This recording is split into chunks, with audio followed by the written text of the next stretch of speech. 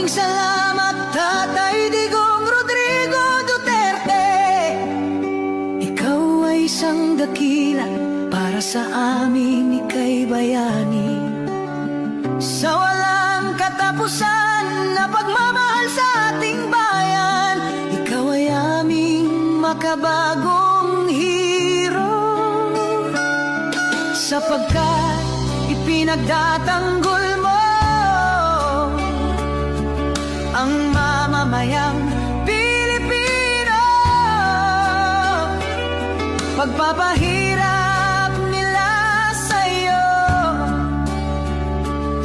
nakita halos ng buong mundo. Tatay Digong Rodrigo Duterte, salamat sa iyong kabutihan.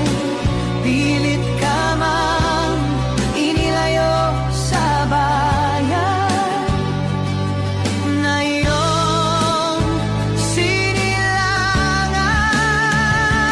Ang laban na naiwan mo ay laban na ngayon ng totoo. Pilipino.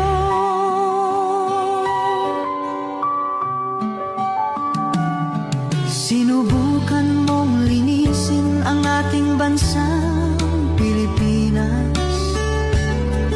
Napahina mo ang droga at talamak na korupsyon sa bansa. Siningil mo ang mga oligarko, tinanggal mga kurap na politiko, gumawa ng mga infrastructure, pinaayos ang agrikulture, tinaas ang sweldo ng kapulisan, pinalinis ang mga lansangan para sa kaligtasan ng mamamayan. Maraming salamat, Tatay Digong Rodrigo Duterte. Ikaw ay isang dakila para sa amin, ika'y bayani. Sa walang katapusan na pagmamahal sa ating bayan, ikaw ay aming makabagong hero. Sapagkat ipinagtatanggol mo ang mamamayang Pilipino.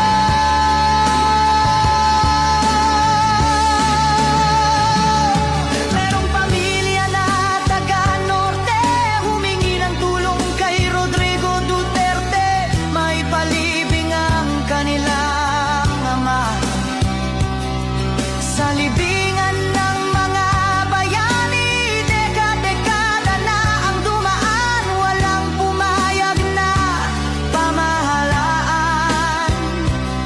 Ngunit dahil sa iyong kabutihan, ito ay iyong ipinaglaban.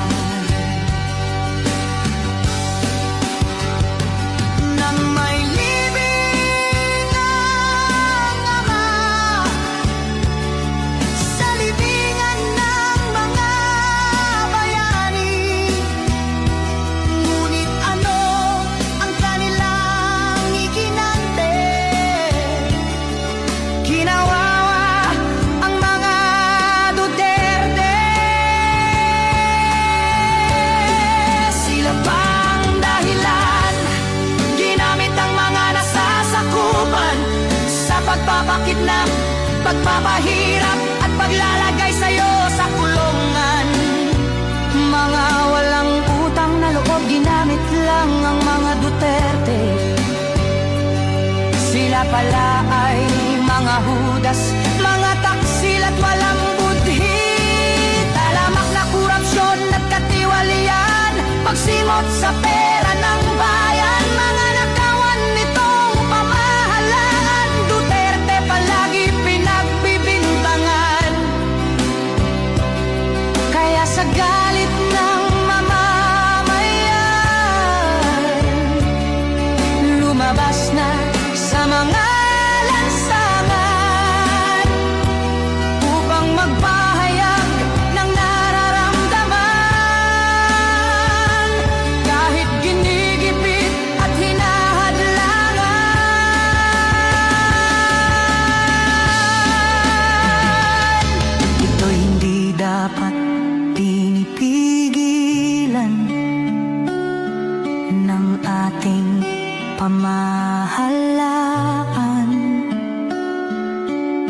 At magbabadya lang ito nang himagsikan